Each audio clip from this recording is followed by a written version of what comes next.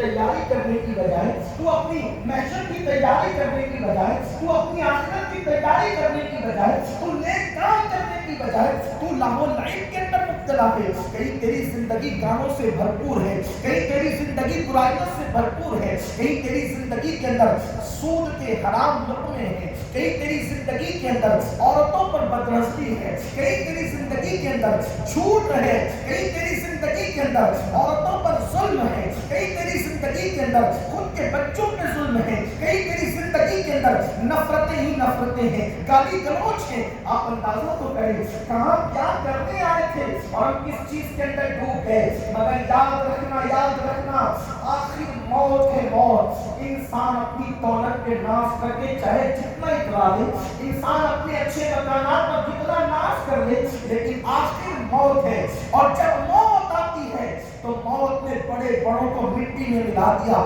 قبروں کے نشان بھی مٹا دیے. کسی بہت بڑے بزرگ نے یہ بات لکھی ہے کہ انسان کو دنیا نصیب سے ملتی ہے. جملہ یاد رکھنا، دنیا انسان کو نصیب سے ملتی ہے اور آخرت انسان کو محنت سے ملتی ہے. لیکن افسوس انسان دنیا کے لیے محنت کر رہا ہے اور آخرت کو نصیب پر چھوڑ دیا ہے. آخرت نصیبے سے نہیں، نصیبے سے دنیا ملتی ہے اور آخرت محنت سے ملتی ہے. آپ مجھے بتائیں، ہم دنیا کے لیے محنت کر رہے ہیں، 8-8 گھنٹے کی ڈیوٹیاں دنیا کے لیے، رات و دن محنتیں دنیا کے لیے، یہ کاروبار کی دوڑ دھوپ دنیا کے لیے. جو دنیا نصیب سے ملنی تھی اس دنیا کے لیے محنت کر رہے ہیں، اور جو آخرت محنت سے ملنی تھی اس کو نصیبے پہ چھوڑ دیا ہے. اللہ اکبر. آپ مجھے بتائیں تو صحیح. اور پھر دنیا میں رزق دینے کا وعدہ قدرت نے کیا ہے، مغفرت دینے کا وعدہ کسی سے نہیں کیا الا ماشاءاللہ، چند ایک کے علاوہ. مغفرت دینے کا وعدہ ہم اور آپ سے یقینی اور حتمی طور پہ نہیں ہے. یمین القلبی میں تیری مغفرت ضرور کروں گا، اے فلاں میں تیری مغفرت ضرور کروں گا. غور تو کریں، غور تو کریں. اگر اس نے پکڑ لیا تو ہم نے کیا تیاری کی وہاں کے لیے؟ وہاں تو چھوٹی چھوٹی غلطیوں پر بھی پکڑ ہو سکتی، چھوٹی چھوٹی غلطیوں پر بھی پکڑ ہو سکتی. ہم نے کیا تیاری کی عورت کے لیے؟ امام فخر الدین رازی رحمۃ اللہ تعالیٰ علیہ تفسیر کبیر میں لکھتے ہیں کہ میں نے سورۃ العصر کی تفسیر ایک برف بیچنے والے سے، بلکہ وہ فرماتے ہیں کہ ایک بزرگ نے فرمایا کہ میں نے سورۃ العصر کی تفسیر ایک برف بیچنے والے سے سمجھی کہ وہ برف بیچنے والا جب برف بیچ رہا تھا تو کہتا تھا لوگوں میرا برف پگھل رہا ہے، جلدی سے یہ برف خرید لو. وہ تڑپ رہا تھا کہ میرا برف پگھل رہا ہے، جلدی سے یہ برف خرید لو، میرا برف پگھل رہا ہے، جلدی سے میرا برف خرید لو. فرماتے امام رازی بزرگ کہتے ہیں کہ جیسے فیکٹری سے نکلنے کے بعد، کارخانے سے نکلنے کے بعد برف پگھلتا ہی رہتا ہے، ویسے دنیا میں آنے کے بعد انسان کی زندگی پگھلتی ہی رہتی ہے. ہر سیکنڈ جو گھڑی کا سیکنڈ کاٹا آگے بڑھ رہا ہے وہ ہمیں موت سے قریب کر رہا ہے. گھنٹے کا کاٹا آگے بڑھ رہا ہے، موت سے قریب کر رہا ہے. ایک دن گزرا ہم موت سے قریب ہوئے، ہر وقت ہم موت سے قریب ہی ہوتے جا رہے ہیں. آپ سے پوچھنا چاہتا ہوں، جو موت سے قریب ہی ہو، دور نہ ہو، کیا اس کو کہاں لگانے کی اجازت ہو سکتی ہے؟ جو موت سے قریب ہی ہو، کیا اس کو موویاں دیکھنے کی مہلت مل سکتی ہے؟ جو موت سے قریب ہی ہو، کیا اس کو داڑیاں مڈا کر گٹروں میں پھینکنے کی اجازت مل سکتی ہے؟ جو موت سے قریب ہی ہو وہ نمازوں کو ترک کر سکتا ہے. اس کے دل سے پوچھو، ڈاکٹر کہتے ہیں نو گارنٹی، ڈاکٹر کہتے ہیں نو گارنٹی، تو انسان کتنا گھبرا جاتا ہے. گھر والے کہتے ہیں خدمت کر لو، مرنے والا کہتا ہے اب میں کیا کروں، جلدی سے صدقہ دے دوں، مسجد میں یہ دے دوں، مدرسے میں وہ دے دوں. ارے ڈاکٹر نے آج نو گارنٹی کہا ہے، میرے اللہ نے تو پیدا ہونے کے دن ہی کہہ دیا نو گارنٹی، کوئی گارنٹی. ڈاکٹر کی باتوں پر اتنا بھروسہ ہے، اللہ کے فرمان پہ کتنا بھروسہ ہے. ڈاکٹر نے نو گارنٹی کہا تو آپ خطرے میں آ جاتے، نہیں آج مووی نہیں دیکھنا، ڈاکٹر نے نو گارنٹی کہا. نہیں، قدرت نے تو پہلے دن سے کہا نا کوئی گارنٹی نہیں. ہم نے تو پیدا کیا، پتا نہیں کب مرے گا تجھے نہیں پتا. ہم نے تو متعین کر دیا ہے، تجھے نہیں بتایا ہے، کرنا ہے کہ بس اللہ کے لیے اچھے کام کرنا ہے. تو فرماتے امام راضی کے جیسے انسان جیسے برف کارخانے سے نکلنے کے بعد پگھلتا ہی ہے، ویسے انسان کی زندگی دنیا میں آنے کے بعد گھٹتی ہی ہے. اب برف بیچنے والے کو نقصان کے لیے کچھ نہیں کرنا، کافی ہوا اس کا نقصان ہو گیا. ایسے انسان کو نقصان کے لیے کچھ نہیں کرنا، کافی ہوا اس کا نقصان ہوا. زندگی کے سیکنڈ تو جا رہے، اور کتنا نادان ہے انسان. 1 سال زندگی کا گزرتا ہے، وہ خوشی مناتا ہے سال گرا. ذرا یہ سال گرا کیا ہے؟ سال گرا سال آپ خوشی مناتے ہیں. سال گرا خوشی منا رہے آپ. وہاں تو مصلی پر بیٹھ کر رونے کا مقام تھا کہ سال گرا، چلا گیا سال چلا گیا، سال بھر میں موت سے قریب ہو گیا. جتنے دن لے کر آیا تھا 1 سال ختم ہو گیا. ہر رات ہمیں موت سے قریب کر دی، ہر دن ہمیں موت سے قریب کر رہا ہے. لیکن ہم نے موت کی کیا تیاری کی؟ وہ گھاٹی، وہ سفر. میرے آقا صلی اللہ علیہ وآلہ وسلم نے فرمایا جتنا دنیا میں رہنا ہے اتنا دنیا کے لیے محنت کرو. حضور نے دنیا کے لیے محنت کرنے سے منع نہیں کیا، مال و دولت جمع کرنے سے منع نہیں کیا، مال کمانے سے منع نہیں کیا. حضور نے کہا مال کماؤ، مال جماؤ بھی، لیکن مال سے دل مت لگاؤ. اللہ کی محبت دل میں ہو، اس کے رسول کی محبت دل میں ہو، دین کی محبت دل میں ہو. اگر کوئی یہ کہے کہ میرے دل میں مال کی محبت نہیں ہے، میں کہتا ہوں وہ صحیح نہیں کہہ رہا ہے. اس لیے کہ قرآن کہہ چکا کہ ہم نے تمہارے دل میں مال کی محبت پیدا کر دی. مال کی محبت ہونا فطری چیز ہے، اولاد کی محبت ہونا فطری چیز ہے، ضرورتوں کی محبت ہونا فطری چیز ہے. یہ عیب نہیں ہے، محبت کرو، لیکن مال سے محبت اللہ رسول سے زیادہ مت کرو. اولاد سے محبت اللہ رسول سے زیادہ مت کرو. دنیا سے محبت اللہ رسول سے زیادہ مت کرو. محبت تو ہوگی لیکن اللہ رسول سے زیادہ مت کرنا، ورنہ عیب ہو جائے گا، نقصان ہو جائے گا. میرے آقا صلی اللہ علیہ وسلم کے دیوانوں، اللہ کے رسول نے فرمایا جتنا دنیا میں رہنا ہے اتنا دنیا کے لیے محنت کرو، جتنا آخرت میں رہنا ہے اتنا آخرت کے لیے محنت کرو. کتنی خوبصورت بات کہی میرے آقا نے. یوں تو ان کی ہر بات ہی خوبصورت ہے. اب بتاؤ دنیا میں کتنا رہنا ہے؟ کتنا؟ کسی نے بہت اچھی بات کہی تھی کہ پوری زندگی کتنی ہے انسان کی. انسان کہتا ہے میرا مکان، میری دکان، میرا یہ، میرا وہ. دنیا تیری زندگی کتنی ہے؟ اللہ کے رسول نے فرمایا جتنا رہنا ہے دنیا میں اتنی دنیا کے لیے محنت کرو. محنت اتنی کرو جتنا رہنا ہے، اس سے زیادہ نہیں کرنا. کتنا رہنا ہے؟ کہنے والے کہتے ہیں کہ جب انسان پیدا ہوتا ہے تو اس کے کان میں اذان کہی جاتی ہے، اس کے کان میں اقامت کہی جاتی ہے. اذان بھی ہو گئی، اقامت بھی ہو گئی، اور مرنے کے بعد کیا ہوتی؟ نماز. اگرچہ نماز جنازہ کا فقہی اصول کے اعتبار سے اس اذان و اقامت کا کوئی تعلق نہیں ہے، لیکن فلسفہ یہ ہے کہ بندے تیری اذان بھی ہو گئی، تیری اقامت بھی ہو گئی.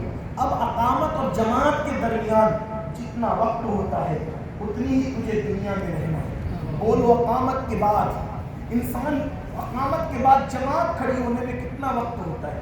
2 لمحے، 3 لمحے، 4 لمحے، بس اتنی انسان کی زندگی. جب موت کے وقت انسان کی روح نکلتی ہے تو اس کو ایسا لگتا ہے کہ میں چند سیکنڈ پہلے پیدا ہوا تھا اور اب میں مر رہا ہوں. لیکن اس وقت وہ پچھتاتا ہے. اس وقت پچھتاتا کس بات پر ہے؟ ہائے میں نے اپنی راتیں کہاں گزار دی، ہائے میں نے اپنا دن کہاں گزار دی، ہائے میں نے اپنا وقت کہاں برباد کر دیا. یہ دنیا خواب ہے، خواب. مولائے کائنات فرماتے ہیں، مولا علی مشکل کشا فرماتے ہیں یہ دنیا خواب ہے. لوگ یہ دنیا میں جو دیکھ رہے ہیں، یہ مسجد آنکھ کھول کر خواب دیکھ رہے ہو. بیوی خواب، بچے خواب، بیٹیاں خواب، لمبی کاریں خواب، اچھے مکانات خواب، فیکٹریاں خواب. اس کو یوں سمجھو کوئی بندہ خواب میں ہے، دوسرا بندہ خواب میں دکھا، وہ اس کو 50 روپے دے رہا ہے، 500 روپے دے رہا ہے، 5 کروڑ دے رہا ہے. وہ لے رہا ہے، کار خرید رہا ہے، مکان خرید رہا ہے، دکان خرید رہا ہے، اچھے کپڑے خرید رہا ہے. بولو یہ سب خواب میں ہو رہا ہے. ایسے میں اچانک کسی نے اس کو بیدار کیا، اٹھا. بولے اس کے ہاتھ میں پیسہ ہوگا؟ نہیں. دکان ہوگی؟ نہیں. مکان ہوگا؟ نہیں. بیوی ہوگی؟ نہیں. بچے ہوں گے؟ نہیں. کچھ نہیں ہوگا. یہی موت سے آنکھیں بند ہوگی، اس خواب سے آنکھ بیدار ہوگی، جنازے میں پڑے ہوں گے، بیوی نہیں، بچے نہیں، دکان نہیں، مکان نہیں، اتنا دوڑ دھوپ کر کے کتنا جمع کیا تھا، جیسے خواب سے بیدار ہونے والا خالی آنکھ ہوتا ہے. خواب میں تو کروڑوں روپے آنکھ میں تھے، خواب سے آنکھ کھلی، خواب میں بہت خوش تھا، بہت خوش تھا، لیکن جیسے خواب سے آنکھ کھلی کچھ نہیں تھا، حسرت کے سوا کچھ نہیں، ندامت کے سوا کچھ نہیں، وقت کی بربادی کے سوا کچھ نہیں. بالکل ایسے ہی ہے جس دن موت آئے گی، موت وہ بھی ایسی موت، ایسی موت. پاپیوں کی موت تو مجھے نہیں پتا، مجرموں کی موت تو مجھے نہیں پتا، زانیوں کی موت تو مجھے نہیں پتا، شرابیوں کی موت تو مجھے نہیں پتا. اللہ ہی جانے کہ اللہ ان کو کیسی موت دیتا ہے. بے نمازیوں کی موت مجھے نہیں پتا، اللہ ہی جانے انہیں کیسی موت اللہ دیتا ہے. لیکن میں ایک ایسی خاتون کی موت بیان کرنا چاہتا ہوں جس خاتون کا ذکر قرآن کی 3 سورتوں کے اندر آیا. ایک پوری سورت اس خاتون کے نام سے اللہ نے بیان کر دی. اس خاتون کو جناب مریم کہتے ہیں. جناب مریم بطول ہے وہ مریم، کنواری ماں بنی ہے وہ مریم. ایسی مریم اس بندی کو کسی نے کبھی کسی مرد نے نہیں دیکھا جس کو پالنے کے لیے اللہ کے نبی نے لوگوں کے ساتھ قرآن ڈالا. جناب زکریا علیہ السلام نے، اللہ اکبر، بڑی عظیم خاتون ہے جس کا ذکر اللہ قرآن میں کرے، اور ایک جگہ نہیں 3 سورتوں میں اللہ نے ان کا ذکر کیا تفصیل کے ساتھ. سورہ آل عمران، سورۃ المائدہ، سورہ مریم، بعد میں اور بھی ان کا ذکر آیا. کہتے ہیں روایتوں میں آتا ہے کہ جب جناب مریم رضی اللہ تعالی عنہا ان کا وصال ہو گیا، ان کے وصال کے بعد ایک دن جناب عیسیٰ علیہ السلام کو خیال آیا، میرے جوانوں ذرا دھیان سے سنو، ہم موت بھول چکے ہیں، ہم قبر بھول چکے ہیں، ہم آخرت بھول چکے ہیں، ہمیں دنیا ہی پتہ ہے، دین پتہ نہیں، مذہب پتہ نہیں، مسلک پتہ نہیں. ہاں ہم صبح کے وقت اٹھتے ہیں تو ہمیں تصور ہوتا ہے اچھا ناشتہ کیسے ملے گا، اچھا لباس بدن پر کیسے آئے گا. ہائے ہائے، ہم سے بڑا غافل بھی کون ہو سکتا ہے. ہم نے اپنے ہاتھوں سے درجنوں میتیں دفن کی ہے، لیکن ہم نے کبھی عبرت حاصل نہیں کی. کہنے والوں نے کہا ہے کہ جو دوسروں سے عبرت حاصل نہیں کرتے اللہ ان کو عبرت بنا دیتا ہے. اپنی جوانی پر اترانے والوں، اپنے حسن پر غرور کرنے والوں، اپنے مال پر تکبر اور گھمنڈ کر کے اللہ کو بھول جانے والوں، دنیا اور گناہوں کے اندر اپنے وقت کو برباد کرنے والوں، آخر موت ہے، موت آخر موت ہے. موت سے کوئی فرار نہیں، موت سے کوئی فرار نہیں، کوئی نہیں بچ سکتا موت سے. موت کو بھی موت آ کر رہے گی، موت کو بھی موت آ کر رہے گی. موت بھی موت سے نہیں بچ سکتی. موت وہ حقیقت ہے، موت وہ تلخ حقیقت ہے، کوئی نہیں بچا سکتا. کوئی کسی کی زندگی کا ایک سیکنڈ نہیں بڑھا سکتا. جب موت پر یقین ہے، کوئی مسلک کا آدمی موت کا منکر نہیں، کسی مذہب کا آدمی موت کا منکر نہیں. حد تو یہ ہے لوگ خدا کے منکر تو ہوئے مگر موت کا منکر کوئی نہیں. موت وہ حقیقت ہے، تلخ حقیقت، بھیانک حقیقت کہ موت کا انکار کسی کو نہیں رہا. موت کو سب نے مانا ہے. موت اس حقیقت کو کہتے ہیں. اللہ اکبر. اور موت کتنی تکلیف سے آتی ہے، ابھی گنہگاروں کا ذکر نہیں کر رہا ہوں، ابھی ان نیکوں کا ذکر کر رہا ہوں جن کو نیک کسی جلسے کے خطیب نے نہیں کہا، جن کو نیک کسی جلسے کے نقیب نے نہیں کہا، جن کو نیک میرے اللہ نے کہا. اور جب نیکوں کی موت ایسی ہے تو ہمارا انجام کیا ہوگا، اس پر تھوڑا غور کر کے آنسو بہا لیں. جناب سیدہ مریم ایک نبی کی ماں ہے، کنواری بطول ہے، اور ان کنواری بطول سے اللہ نے جناب عیسیٰ جیسے پیغمبر کو پیدا کیا. اور جب ان پر لوگوں نے الزام لگایا تو اللہ نے ان کی طہارت بیان فرمائی قرآن کے اندر.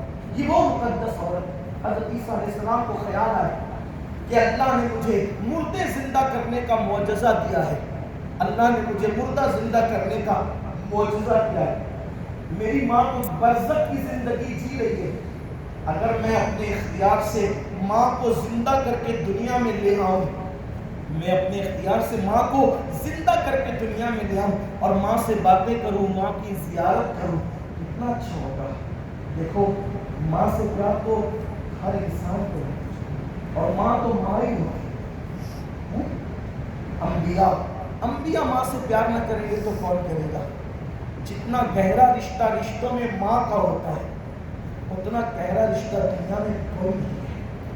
ہر رشتہ ٹوٹتا ہے، ہر رشتہ ٹوٹتا ہے، ماں باپ کا رشتہ نہیں ٹوٹتا، یہ اٹوٹ رشتہ ہے۔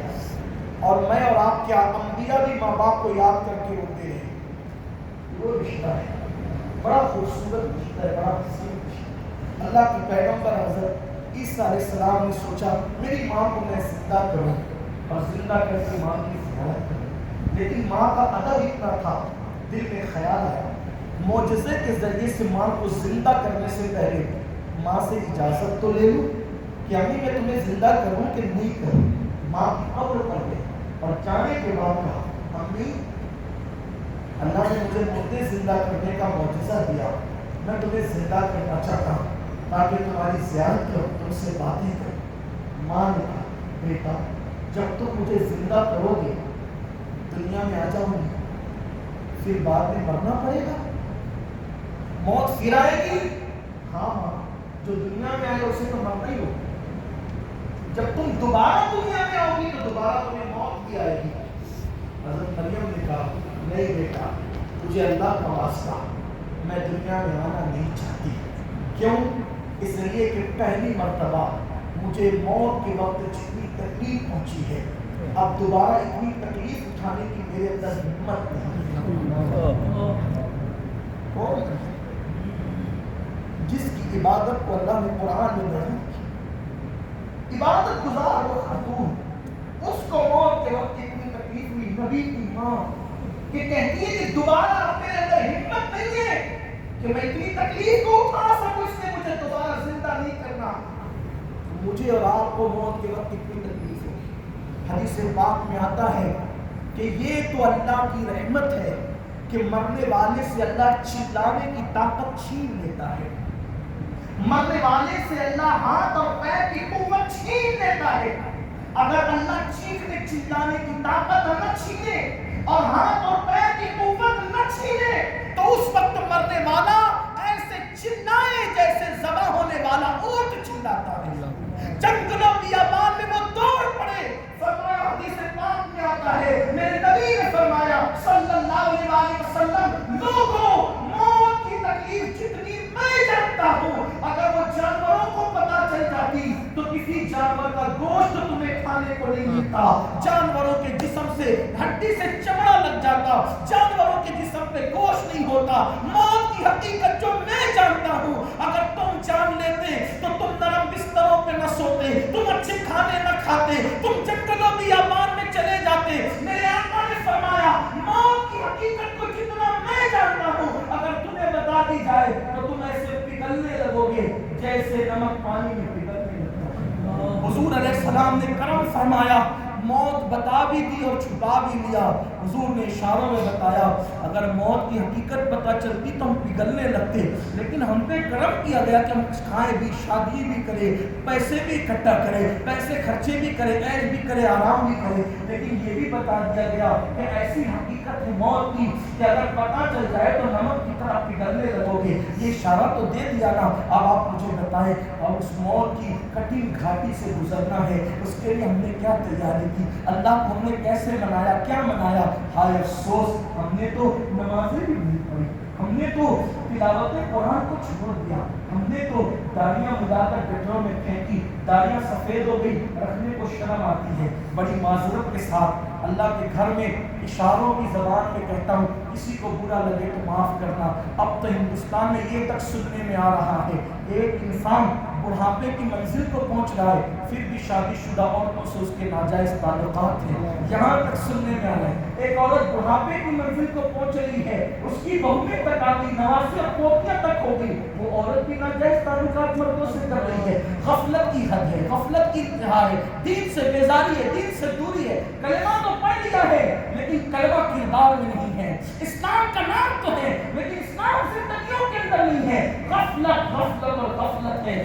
یاد رکھنا یہ غفلت ایک دن پچھتاوے پر لائے گی، مگر جس وقت پچھتائیں گے ٹائم چلا جائے۔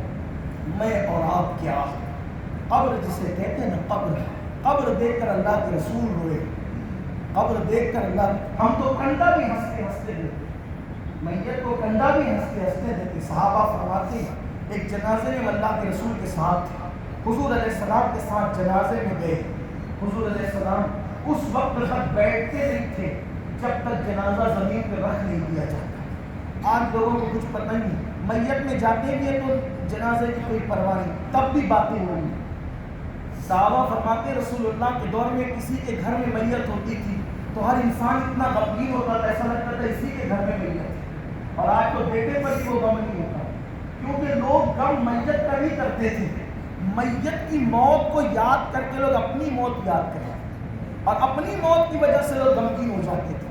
ہاں، یہ جو اتنے اہتمام سے مسلمانوں کو دفن کیا جاتا ہے نا، اس میں حکمت یہ ہے، وہ تو چلا گیا، اس پر اب کیا رونا، اپنے آپ پر رو کہ میں نے بھی جانا ہے۔ ہاں، اپنے آپ پر رو کہ میں نے بھی جانا ہے، میں نے بھی دنیا سے رخصت ہونا ہے۔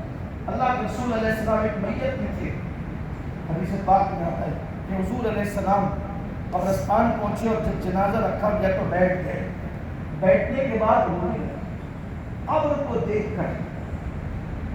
جس قبر میں حضور آئیں گے اور وہ قبر جگمگا جائے گی، جس کے قدموں سے قبر جگمگاتی ہے، وہ رسول قبر دیکھ کر رو رہے ہیں، تعلیم امت کی، ہائے ہائے سید المعصومین رو رہے ہیں۔ قبر میں بھی جس کی حکومت چلتی ہے وہ قبر کو دیکھ کر رو رہے ہیں۔ کبھی تصور کیا ہم تو اتنے بے باک ہیں، اے کیا قبر تو ہمارے لیے جنت کے باغوں کے سے باغ ہوگی، کیا کیا ہے تم نے قبر کے لیے؟ بہت بڑا پرفریب زندگی کا شکار ہے، جن کو جنت کی بشارتیں ملی تھی وہ بھی قبروں کو دیکھ کر روتے تھے۔ یار کوئی ٹھکانا ہی نہیں ہے، باتیں بہت بڑی بڑی، اب اللہ کے رسول رو رہے، اس سے بڑی بات اب میں کیا کروں؟ اور ہمیں قبروں کو دیکھ کے رونا نہیں آتا، ہم تو رشتوں کی بات کرتے ہوئے قبرستان سے جاتے ہیں، گزر جاتے ہیں، کاروبار کی بات کرتے جاتے ہیں، گزر جاتے ہیں۔ صحابہ قبرستان جاتے تھے تو ایسا لگتا تھا جیسے دوسرے کو پہچانتی نہیں، ہر آدمی وہ قبر کو دیکھ کر اپنی موت یاد کرتا تھا، اپنی موت کی فکر کرتا تھا، یہ قبر کیا پکار رہی ہے، قبر کیا آواز دے رہی ہے۔ ایک دن میں 36 مرتبہ قبر پکار کر انسان سے کہتی ہے، اے غفلت کی زندگی گزارنے والے انسان، میرے لیے تیاری کر لے، تجھے میرے اندر آنا ہے، لیکن انسان اس کے لیے کوئی تیاری نہیں کرتا۔ اللہ کے رسول علیہ السلام قبر دیکھ کر روتے، صحابہ کہتے ہیں اتنا روئے کہ داڑھی تر ہو گئی آنسوؤں سے، اور داڑھی سے آنسو ٹپکتے ہوئے جس زمین پہ بیٹھے تھے وہ زمین کی مٹی میں کیچڑ ہو گیا۔ ہم نے پوچھا آپ کیوں رو رہے، رونے کی وجہ کیا ہے؟ اللہ کے رسول نے فرمایا یہ قبر ہے نا، یہ آخرت کی پہلی منزل ہے، اس کی تیاری کر، جو یہاں کامیاب ہو گیا وہ آخرت میں کامیاب، جو یہاں کامیاب ہو گیا وہ آخرت میں کامیاب ہو گیا، جو یہاں ناکام ہو گیا وہ آخرت میں ناکام۔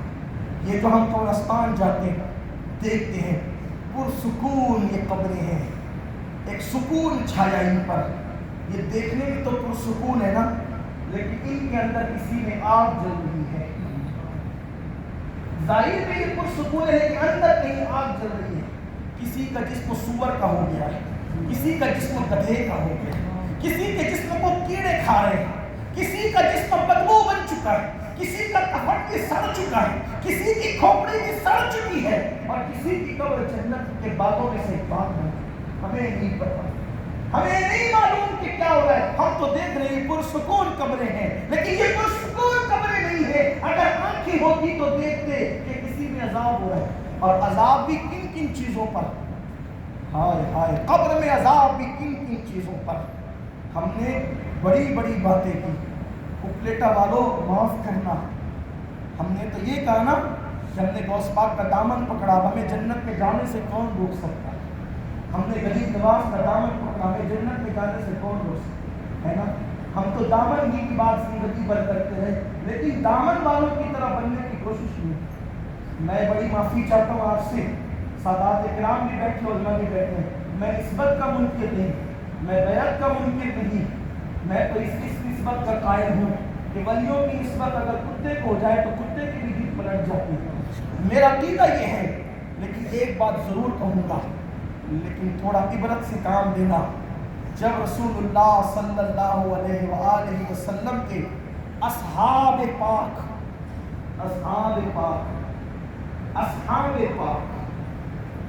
ان جیسی ہستیاں انبیاء کے بعد زمین پر نہیں، جب چھوٹی چھوٹی باتوں کی وجہ سے ہماری عبرت کے لیے، جملے پہ توجہ چاہتا ہوں، چھوٹی چھوٹی باتوں کی وجہ سے ہماری عبرت کے لیے جب ان کی قبریں تنگ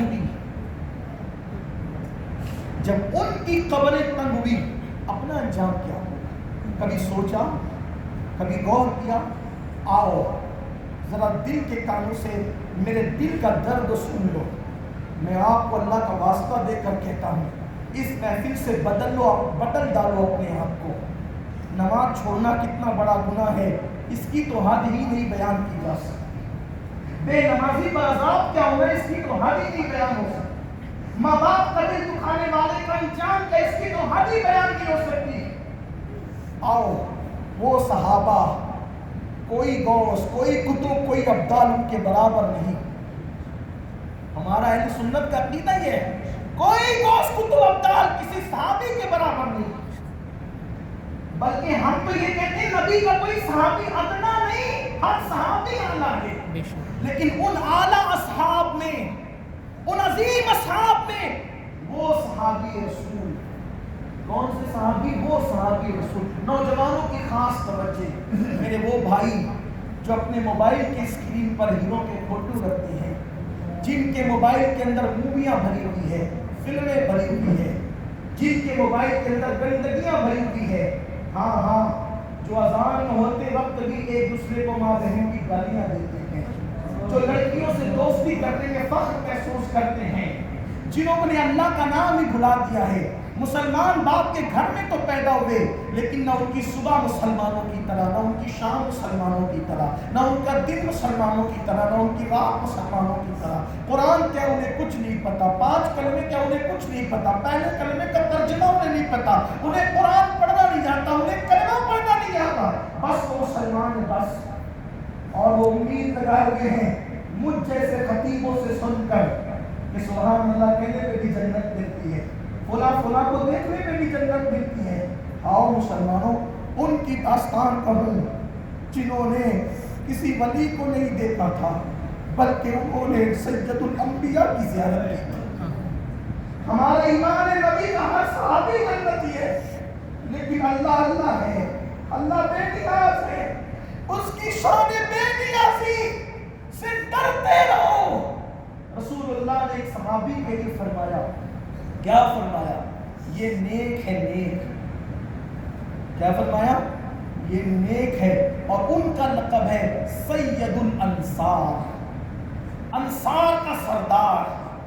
جنہوں نے رسول اللہ کا استقبال کیا انہیں انصار کہتے ہیں، مدینے کے صحابہ، جنہوں نے اپنے گھر رسول اللہ کے صحابہ کے لیے وقف کیا، حتیٰ کہ ان انصار کی قربانی کو قرآن نے بیان کیا۔ ان انصار کی قربانی یہ تھی کہ کسی کی 2 بیویاں تھی تو اس نے ایک بیوی کو طلاق دے دیا کہ اے مہاجر تو میری اس بیوی سے نکاح کر لینا۔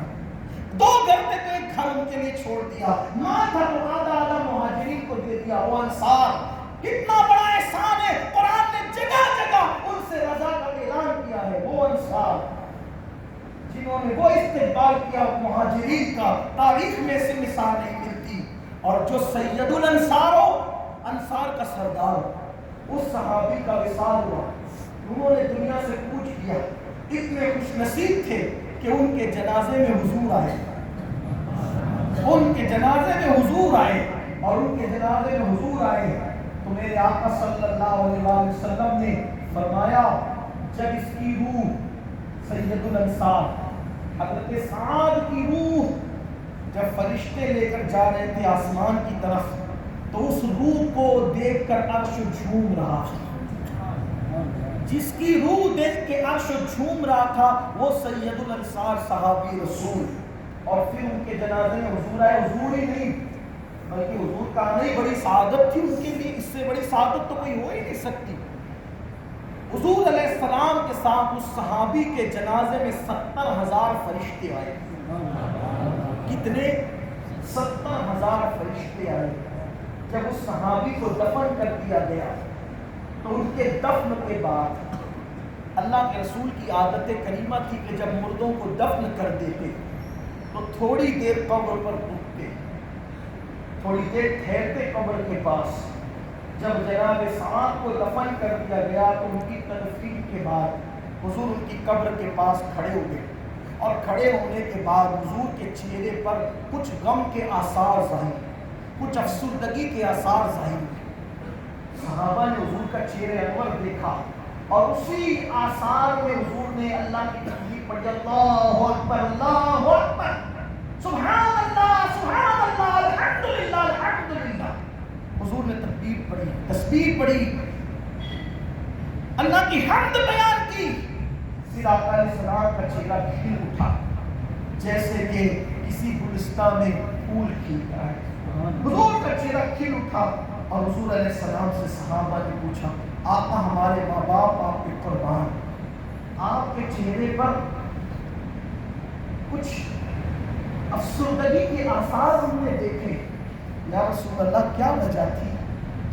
میرے آقا نے تعلیم امت کے لیے بیان کیا، اے میرے صحابہ تمہارے اس نیک بھائی کو قبر دبانے لگی تھی اور اس کی قبر تنگ ہو گئی تھی. جس کی قبر پر کوئی ولی نہیں بلکہ سید الانبیاء کھڑے ہیں. ہے ایسا کوئی خوش نصیب؟ ہے ایسا کوئی خوش نصیب جس کی قبر پر سید الانبیاء کھڑے ہوں؟ حضور فرماتے ہیں اس نیک بھائی پر، یعنی یہ پاپی نہیں تھے، یہ گنہگار نہیں تھے، مجرم نہیں تھے. حضور کہہ رہے تمہارے اس نیک بھائی پر اس کی قبر تنگ ہو گئی. نیک بھائی پہ قبر تنگ ہو گئی تھی، اس لیے میرے چہرے کے آثار بدلنے لگے، افسردگی کے آثار آئی. میں نے تکبیر پڑھی، تسبیح پڑھی، پھر اس کی قبر کشادہ ہو گئی. ان کا بیڑا تو پار ہو گیا. اپنے لیے کیا ہے؟ قبر کشادہ ہو گئی. حضور کے تکبیر پڑھنے سے پوچھا، آقا کس وجہ سے ایسا ہوا؟ اس کی نیک تھی جس نے مدینہ منورہ میں اسلام پھیلانے کے لیے اپنی دولت کو داؤ پہ لگایا. سردار تھے وہ مدینہ منورہ کے، اسلام کی راہ میں مال لگایا، دولت لگایا، سب لگایا. چندہ دے کر جنت کمانے کا غرور کرنے والے سیکھوں. ہم نے مسجدیں بنا دی، ہمیں جنت میں جانے سے کون روک سکتا ہے؟ ہم نے مدرسے بنا دیے، ہم تہجد پڑھ کے ہمیں جنت میں جانے سے کون روک سکتا ہے؟ یاد رکھنا، سب کر کے بھی اگر وہ بے نیاز چاہے تو تمہیں روک لے، کون روک سکتا ہے؟ جنت اس کی ہے اور اس کے کرم سے ملنی ہے، اس کے فضل سے ملنی ہے. جب نیکیاں کرنے والے فضل کے محتاج ہے تو پاپی کس بلا میں گرفتار ہے، زانی کس بلا میں گرفتار ہے، کس غرور کا سودا دل و دماغ میں سمایا ہوا ہے. شراب خانوں میں زندگی گزارنے والے کس غرور میں گرفتار ہے. اللہ کے رسول علیہ السلام نے فرمایا تمہارے نیک بھائی پہ قبر تنگ ہو گئی. حضور وجہ تو کہا کوئی بڑی وجہ نہیں تھی، بہت چھوٹی سی وجہ ہے، یہ پیشاب کی چھینٹوں سے بھی بچتا. سید الانصار جس کے جنازے میں 70,000 فرشتے آئے اور سید الانبیاء جس کے جنازے میں شریک، اگر وہ پیشاب کے چھینٹوں سے نہ بچے، بلکہ اس کی شرح میں محدثین نے لکھا ہے پیشاب کے چھینٹوں کا مطلب کیا؟ ان کے یہاں بکریاں تھیں، وہ بکریاں جب چراتے تھے تو بکریاں چرانے میں اتنے مصروف ہو جاتے کہ بکریاں پیشاب کرتی تھی تو لاشعوری طور پہ جان بوجھ کے نہیں، انجانے میں پیشاب کے چھینٹے ان کے پیروں پہ آ جاتے تھے. اگر بکریوں کے پیشاب کے چھینٹے سید الانصار کے قدموں پر آ جائے، جسم پر آ جائے تو ان کی قبر تنگ ہو جاتی ہے اور حضور اس پر افسردہ ہو جاتے ہیں. تو کہاں بکری کے پیشاب کے چھینٹے اور کہاں زنا کے اڈے، کہاں بکری کے پیشاب کے چھینٹے اور کہاں شراب کے اڈے. کہاں بکری کے پیشاب کے چھینٹے، کہاں پر سود کے کاروبار، کہاں بکری کے پیشاب کے چھینٹے اور کہاں عورتوں پہ بدنظری، کہاں بکری کے پیشاب کے چھینٹے اور کہاں ہماری غفلت کی زندگی، اور کہاں وہ مرتبہ صحابیت، کہاں وہ مرتبہ صحابیت، اور کہاں ہم جیسے گنہگار پاپی۔ سوچا کبھی قبر کا خیال، کبھی میدان محشر کا حال سوچا؟ کتنی بڑی گھاٹی سے گزرنا ہے۔ اللہ کی بارگاہ میں توبہ استغفار، بلکہ بڑی معذرت کے ساتھ ہم نسبتوں کی بات کرتے ہیں نا، نسبتوں کی، جن کی نسبتیں بڑی تھی وہ تو لرزہ براندام تھے۔ سیدنا امام جعفر صادق جب لوگوں سے، دوستوں سے ملتے تھے تو ان کے ہاتھ میں ہاتھ لے کر وعدہ کرواتے تھے، وعدہ کرو کہ اگر تم بخشے گئے تو میری سفارش کرو۔ چھٹے امام حسین کے سگے پوتے، کتنا قریبی نسب ہے، سگے پوتے امام حسین لوگوں سے کہتے تھے اگر تم بخشے گئے میری سفارش کرو، اور اگر میں بخشا گیا تو تمہاری سفارش۔ بخشش کو کیا سمجھا ہے؟ اگر چاہے تو 80,000 سال عبادت کرنے والے کو جہنم میں ڈال دے، اور چاہے تو کتے کو پانی پلانے پہ بھی جنت دے دے۔ ہم مایوس کرنے نہیں آئے آپ کو، لیکن کچھ تو کرو، مسلمان تو بنو۔ غفلت غفلت غفلت، مال مال مال۔ میں اپنی گفتگو ایڈ کرنے لگا ہوں، اختتام کے لیے کرنے لگا ہوں، لیکن سننا، امام جعفر صادق جیسا سید کہتے ہیں کہ تم بخشی گئے میری سفارش کر، اور میں بخشا گیا تو تمہاری کروں گا۔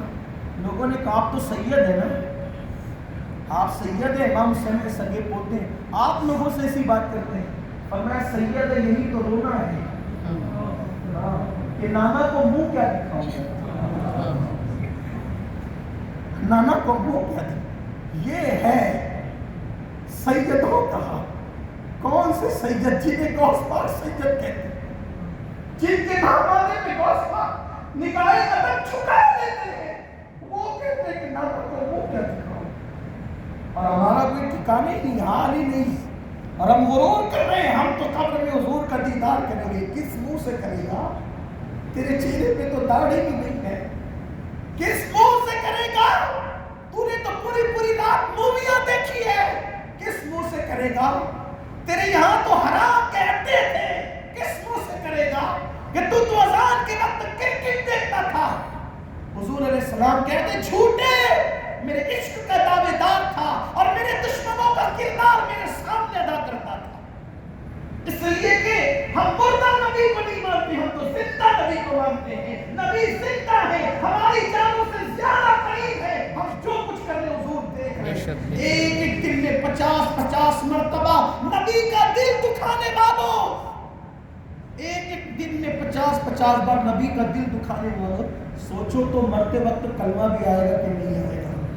میں تو ڈرتا ہوں کہ اگر یہ حدیث میں آیا ہے کہ جو ماں کا دل دکھائے گا مرتے وقت اس کی زبان پہ کلمہ نہیں آئے گا، جس نے ماں کا دل دکھایا مرتے وقت اس کی زبان پہ کلمہ نہیں آئے گا۔ ہم نے تو ماں کا نہیں، ہم نے تو نبی کا دل دکھایا۔ ہاں، جب ہم نماز کے وقت سوتے ہیں تو نبی کے دل پہ کیا گزرتی ہے نا؟ ہم ہیرو کے انداز میں بال کٹاتے ہیں تو حضور کے دل پہ کیا گزرتی ہے؟ اپنے حال کو تو دیکھیں نا، سب کے سامنے نیک بن سکتے ہیں، حضور کے سامنے بھی نیک بنو گے؟ اپنے آپ کو دھوکہ دے رہے ہیں، نبی کو دھوکہ نہیں دے سکتے۔ عشق کے دعوے کیے رسول اللہ سے، زندگی میں نماز کا ٹھکانہ ہے۔ غفلت نہ کرو، عبرت بن جاؤ گی، عبرت۔ گفتگو سمیٹتے ہوئے اسکروں، سب سے زیادہ دنیا کی محبت نے ہمیں تباہ کیا۔ اسی پہ بات میں ایک کرنا چاہتا ہوں کیونکہ حالات بھی اسے لمبی نہیں کر سکتے۔ اسی پر کیونکہ چہروں کی محفل ہے، میں چاہتا ہوں حقیقتوں کی طرف آؤں۔ ہم رسومات میں گرفتار ہو گئے۔ اپلیٹا والوں، میں نیاز کا مخالف نہیں ہوں، لیکن اتنا ضرور کہوں گا اگر نماز نہیں پڑھتے تو اپنی نیازوں پر بھی غور کرنا کہ کہیں رد تو نہیں ہوگی۔ میں آپ کو مایوس کرنے نہیں ہے، ہمیں آستانوں پر پھول چڑھانے کے لیے ٹائم تو ہے، اللہ کی بارگاہ میں سر جھکانے کے لیے ٹائم ہے، اور جن کے سر خدا کے یہاں نہیں جھکتے ان کے پھول بھی قبول نہیں ہوتے۔ کڑوی ہو سکتی ہے، ہو سکتا ہے شاید کچھ لوگ مجھ سے اسی لیے ناراض رہتے ہیں کہ میں بات